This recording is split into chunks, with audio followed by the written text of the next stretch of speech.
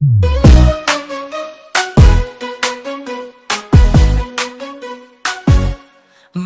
bergerak bersama guru penggerak, menebar manfaat bagi pendidikan merdeka, lekas bergerak dalam pendidikan penggerak. Baik, bismillahirrahmanirrahim. Assalamualaikum warahmatullahi wabarakatuh. Perkenalkan, saya Mustafa dari SMA Negeri Gorontalo. Saya sebagai CGP, calon guru penggerak angkatan 11, dan hari ini kami akan melakukan wawancara dengan kepala sekolah terkait dengan kasus-kasus yang berkaitan dengan dilema etika yang diterapkan di SMA Negeri 3 Gorontalo. Baik, Pak, kira-kira kasus-kasus yang seperti apa yang kemudian berkaitan dengan dilema etika tersebut yang sudah diterapkan di SMA Negeri 3 Gorontalo? Oke. Kasus dilema etika yang pernah saya tangani di SMA Negeri 3 itu seperti kasus keterlambatan daripada guru maupun pegawai ketika masuk ke SMA Negeri 3 Gorontalo. Baik, jadi selama ini bagaimana Bapak dapat mengidentifikasi kasus-kasus yang merupakan dilema etika atau rujukan moral yang diidentifikasi? Terima kasih. Kalau berbicara tentang mengidentifikasi kasus itu sendiri, biasanya kasus itu dapat kami peroleh ketika jam masuk pertama kali, ketika mulai pagi-pagi itu kan biasanya anak-anak kami itu masuk jam 7, tetap jam 7 tepat waktu. Tapi terkadang saya melihat bahwa di kelas itu masih terdapat guru yang belum ada, sehingga saya berusaha untuk mengidentifikasi, dan ternyata saya memperoleh informasi bahwa memang jam 7 itu kadang ada guru yang terlambat untuk masuk ke sekolah, sehingga saya berusaha untuk datang ke pintu depan untuk melihat secara langsung tentang guru-guru yang masih terlambat datang ke sekolah. Seperti itu. Jadi selama ini bagaimana Bapak menjalankan pengambilan keputusan di sekolah Bapak, terutama untuk kasus-kasus di mana ada dua kepentingan yang sama-sama benar atau mungkin sama-sama mengandung nilai kebajikan? Oke. Biasanya dalam rangka mengambil keputusan tentang kasus-kasus ini, saya biasanya melibatkan wakil-wakil kepala sekolah dulu. Saya mengundang kepala sekolah untuk melaksanakan rapat secara intern kami, kepala sekolah dengan wakil kepala sekolah. Dan setelah ini kita dapatkan kesepakatan bersama kepala sekolah, kita bawa rapat ini ke Dewan Guru. Kita rapat secara bersama-sama dengan para bapak ibu guru dan pegawai, dan kita sampaikan tentang kasus-kasus ini. Jadi kemudian langkah-langkah atau prosedur seperti apa yang bisa Bapak lakukan selama ini, dan hal-hal apa saja yang selama ini dianggap efektif selama pengambilan keputusan pada kasus-kasus dilema etika? Biasanya seperti yang saya sampaikan tadi, setelah kita memperoleh kasus ini, kita rapat dengan Bapak Ibu Dewan Guru, kita sampaikan ini kepada mereka.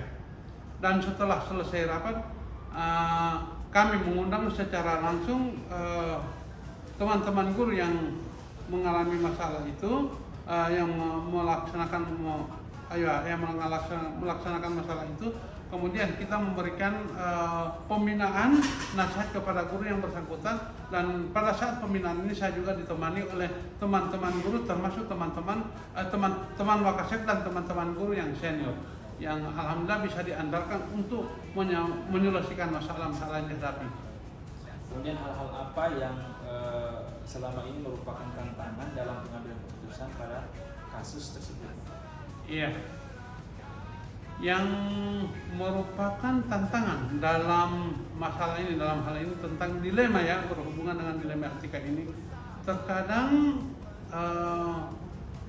rasa kasihan, tentang rasa tidak tegak terhadap mereka yang terlambat, karena berdasarkan informasi dari informasi yang kami dapat dari teman-teman yang melakukan pelanggaran itu bukan tidak disengaja, tetapi mereka itu terlambat karena masih ada hal-hal yang mereka selesaikan sebelum datang ke sekolah.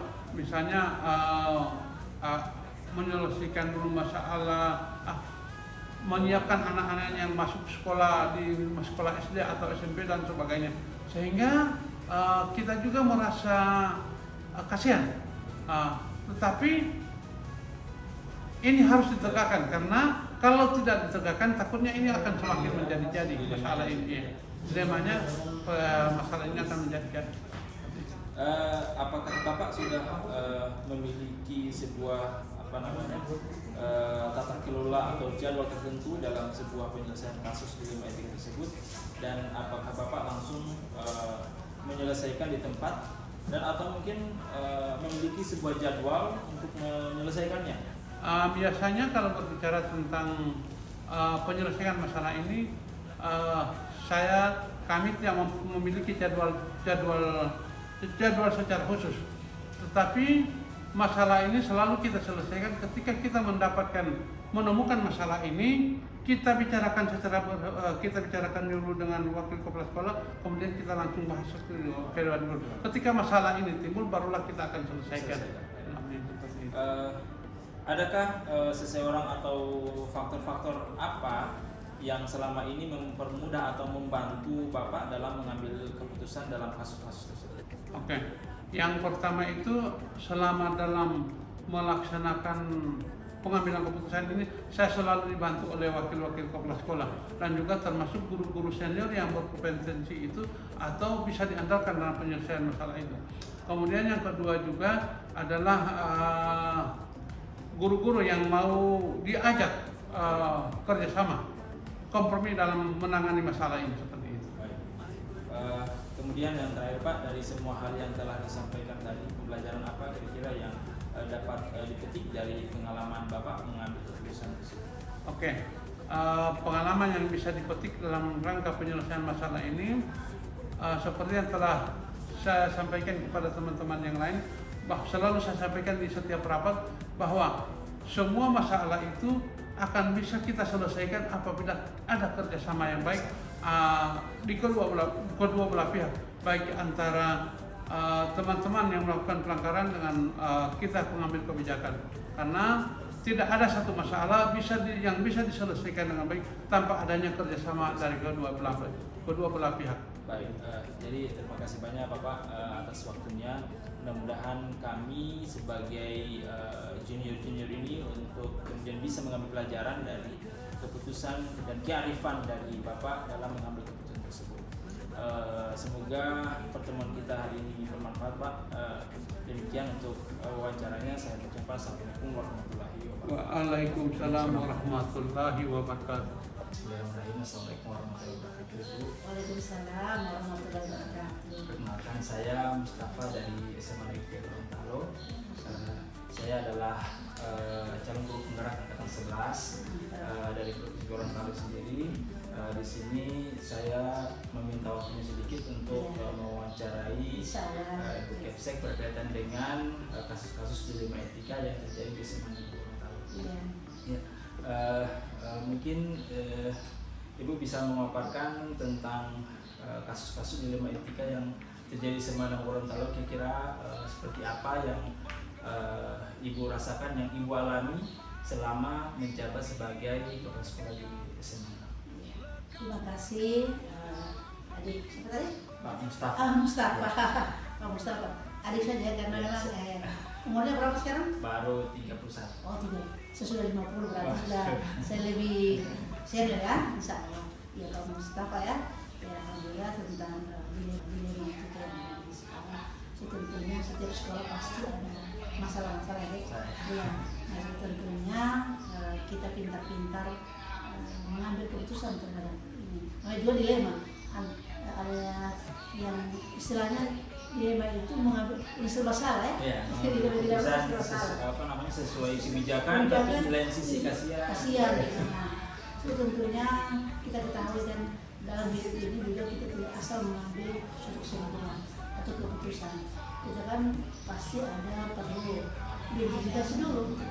Nah, identifikasi, walaupun misalnya terjadi dua pihak, pasti identifikasi bukan hanya sepihak, berarti kan kita harus juga kedua belah pihak. Kemudian kita lihat fakta-fakta apa yang terjadi, kemudian nanti kita akan. Jadi untuk selama ini Bu, bagaimana Ibu dokter dapat mengidentifikasi kasus-kasus yang merupakan dilematika atau rujukan normal tersebut? Jadi identifikasinya dalam hal apa untuk mengetahui? Iya, sebetulnya jadi kan pasti kita lihat dulu identifikasi itu masalah dulu, yaitu kalau berhubungan dengan masalah siswa, dengan masalah guru, ya kita harus cari hal-hal atau data-data yang sesuai dengan masalah yang kita dapat itu. Nah, setelah kita ketahui, kita kumpul fakta-fakta yang ada, ya kan? Jadi setelah yang paling penting identifikasi itu, identifikasi ada fakta-fakta yang terjadi, kemudian kita akan cari yang kita akan ambil. Tentunya hal-hal apa yang kita akan lakukan. Jangan sampai kita identifikasi biar saja, lalu akhirnya kita lewat.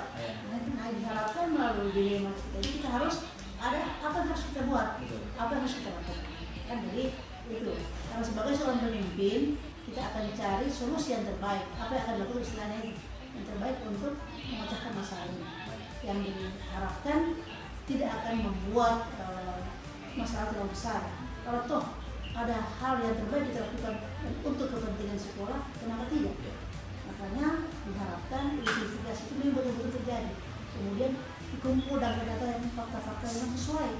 Itulah dia. Mungkin di sebelahnya atau ada dua yang bertikai, maka harus dua-dua itu kita mintakan data. Kemudian kita cari langkah yang kita lakukan untuk apa kita. Jadi sebenarnya Bu, untuk selama ini bagaimana Ibu menjalankan pengambilan keputusan di sekolah Ibu, terutama untuk kasus-kasus di mana ada dua kepentingan tersebut. Iya. Ya, jadi mungkin sama-sama benar atau mungkin sama-sama mengandung nilai-nilai kebajikan ya. Iya. Saya tadi lupa suruh nama. Pak Mustafa. Pak Mustafa. Saya tidak bekerja sendiri di sekolah ini. Jadi saya ada teman-teman yang membantu saya dalam hal ini. Tentunya segala sesuatu itu akan lebih mudah karena kita bekerja bergotong royong bersama-sama kan. Kita bangun komunikasi, kolaborasi sehingga saya memecahkan masalah itu saya tidak berdiri sendiri, tetapi saya melibatkan stakeholder yang ada di sekolah ini, termasuk siswa.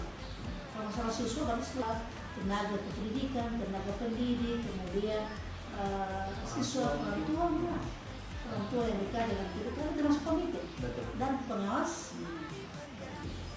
Jadi untuk langkah-langkah atau prosedur seperti apa yang biasa dilakukan selama ini dan hal-hal apa saja yang selama ini Ibu anggap efektif dalam pengambilan keputusan?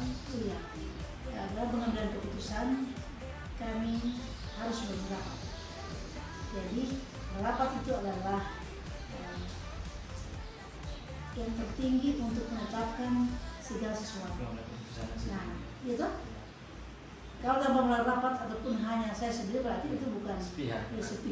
Jadi saya melalui rapat berdasarkan data yang saya kumpul dari identifikasi tadi, fakta-fakta dan tentang apa yang harus kita lakukan. Nah, kesempatan di rapat tersebut ada masukan-masukan dari seluruh yang hadir di rapat, maka kami harus menentukan solusi yang terbaik untuk kita lakukan. Dari semua permasalahan tadi yang selama ini diidentifikasi selama berada di sekolah, kemudian hal-hal saja yang tantangan tersendiri kemudian dari pengambilan keputusan tersebut. Ya, kalau tantangan yang pertama sumber daya manusia, SDM guru kita kan ada SDM semua, ada SDM ada di sini pasti berbeda. Ya. Jadi kita perlu memahami tentang sumber daya yang ada, tapi kita memberikan informasi sehingga mereka bisa melihat kalau ini masalahnya maka itu urusannya. Jadi kita tidak memaksakan mereka untuk. Jadi saya biasakan kepada guru-guru informasi secara benar bukan informasi dari si A, tidak, tapi inilah rata-rata. Dan saya tayangkan melalui LCD, melalui sehingga mereka oh ya ini yang pertama. Jadi kami ada forum yang paling penting itu di rapat, karena apapun yang tadi disebutkan di rapat itu bisa dilakukan juga, termasuk anak-anak yang mau dipindahkan ataupun anak-anak yang tidak naik kelas itu melarang. Dan kami tidak menggunakan pindah naik. Nanti dia mau naik kalau pindah, kalau dia pindah tidak. Saya tidak pernah. Komitmen anak-anak tidak boleh. Kalau dikatakan di rapat tidak naik, walaupun toh kalau begitu yang kemarin mereka itu anak-anak PPLP. PPLP itu kan pilihan yang punya prestasi, tapi kan kita lihat karakternya, disiplinnya. Kan naikkan kan bukan berdasarkan kognisi, tetapi bagaimana dia tahu karakter anak-anak. Nah, itu yang sangat berat. Hanya kami minta pendapat dari orang tua, minta pendapat dari coachnya, minta pendapat dari ini semua, dari dinas. Gimana ini? Dan sementara terjadi kecemburuan sosial. Jadi anak-anak, kenapa dia tidak masuk selama 6 bulan? Kok naik? Nah, itu kan memang pilihan. Jadi dilema juga kita memutuskan. Dilema, memang dilema benar. Dan itu cukup lama kan rapat. Dan itu rapat yang paling lama kan. Biasanya rapat cuma 2-3 jam. Karena menentukan yang tidak naik, kita harus komunikasi yang efektif, ya toh. Kemudian yang kedua, bangun kepercayaan bahwa kita mampu untuk menyelesaikan masalah. Ya. Kemudian tentang solusi kita ambil itu bisa apa istilahnya kepada mereka menguntungkan atau tidak, jangan sampai juga merugikan. Sehingga kita ini tidak ada kita yang saling usahakan di dalam suatu sekolah itu kita merasa bahagia memang sih. Bangun komunikasi yang positif pada mereka. Harmonisan itu wajib. Bayangkan kalau kita tidak harmonis, bagaimana? Pasti ibu jalan di kiri, anak buah jalan di kanan. Kalau lihat ibu, mereka pasti belok.